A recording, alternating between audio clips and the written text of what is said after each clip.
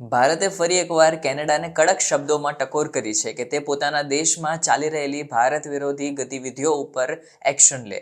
આ મુદ્દે વિદેશ મંત્રાલયના પ્રવક્તા રણધીર જયસ્વાલનું નિવેદન સામે આવી રહ્યું છે, જેમાં તેમણે કહ્યું છે કે કેનેડાના વડાપ્રધાન જસ્ટિન ટ્રુડોને જાનથી મારી નાખવાની ધમકી સોશિયલ મીડિયા ઉપર આપવાના કેસમાં 2 લોકો ઉપર આરોપ લગાવાઈ રહ્યા છે અને જે કાર્યવાહી છે તે પણ ધમધમી રહી છે, સારી એવી ચાલી રહી છે. પરંતુ કેનેડામાં ભારતીય નેતાઓ અને હિન્દુઓને દેશ છોડી દેવાની ધમકી આપનારા અને કેનેડામાં ચાલી રહેલી અન્ય ભારત વિરોધી ગતિવિધિઓ જે છે તેના ઉપર હજી કોઈ કાર્યવાહી થઈ નથી, કોઈ કડક પ્રકારના પગલાં પણ નથી ભરવામાં આવ્યા. તો આ શું છે?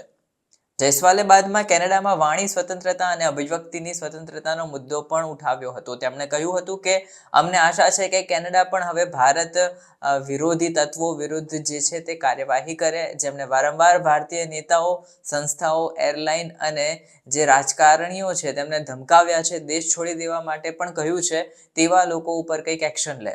અમે ઈચ્છીએ છીએ કે કેનેડા આ ધમકી આપનારાઓ સામે એ જ સ્તરની કાર્યવાહી કરે જે સ્તરની કાર્યવાહી અત્યારે ટ્રુડોને જાનથી મારી નાખવાની ધમકી આપનારા લોકો ઉપર કરવામાં આવી રહી છે, જે આરોપ લગાવ્યા છે તે આરોપીઓ ઉપર કરવામાં આવી રહી છે.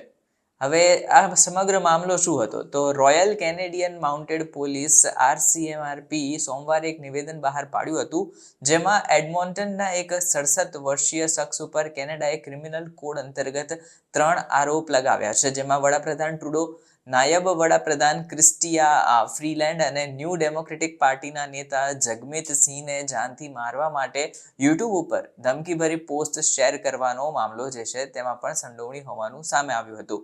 બીજો પણ એક કેસ સામે આવ્યો છે, જેમાં 23 વર્ષીય વ્યક્તિ ઉપર 6 જૂનના દિવસે ટ્રુડોને જાનથી મારી નાખવાની ધમકી આપવાનો આરોપ લગાવાયો છે.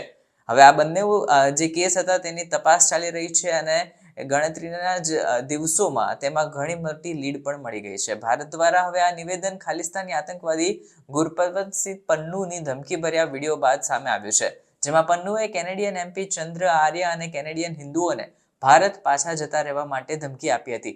હવે આ તેમણે કહ્યું હતું એવું કે જે લોકો કેનેડામાં રહીને કેનેડિયન વેલ્યુની વિરુદ્ધમાં કામ કરે છે તેમને અહીં રહેવાનો કોઈ અધિકાર નથી.